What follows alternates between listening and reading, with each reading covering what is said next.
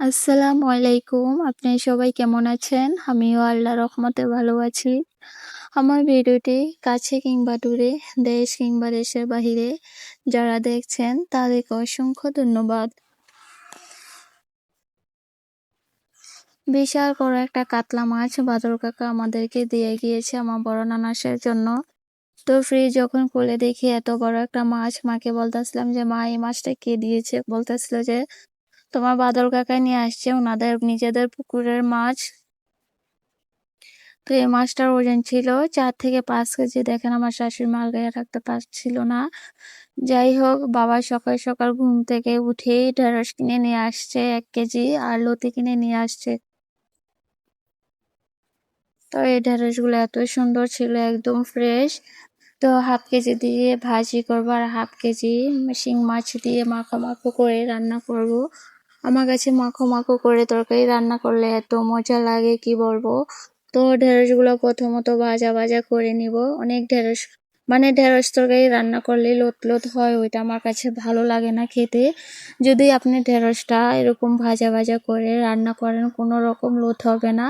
সাথে যে আলুটা দিবেন, আলুটা একটু ভাজা ভাজা করে নেবেন, তাহলে তরকারিটার স্বাদ এত মজা হয় কি বলবো, মুখে বলে বোঝাতে পারবো না।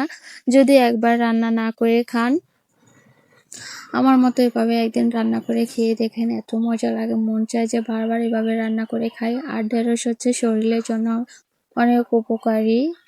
আর গরমের সিজনে ঢেঁড়স, পুঁই শাক, পটল মানে যা যা আছে ওই মানে সবজিগুলো আমার কাছে ভালো লাগে না, শুধু পুঁই শাক আর ঢেঁড়সটা খেতেই ভালো লাগে, তাছাড়া আর কিছুই না।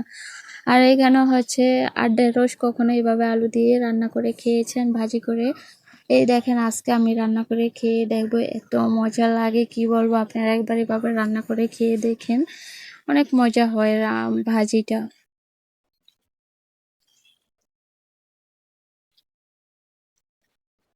আমার ভিডিওটি যদি ইউটিউব চ্যানেল থেকে দেখে থাকেন, প্লিজ সাবস্ক্রাইব করে পাশে থাকবেন। আর পুরাতন আপু ভাইয়াদেরকে অসংখ্য ধন্যবাদ।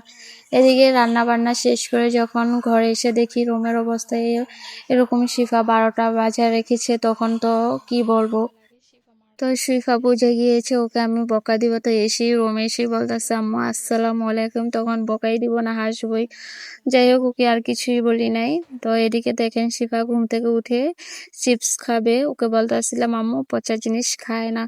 তো বলতেছিল যে না আম্মু আমি পচা জিনিসই খাবো, কি আর বলার। আজকের ব্লগ ভিডিওটি এই পর্যন্তই। আল্লাহ হাফেজ।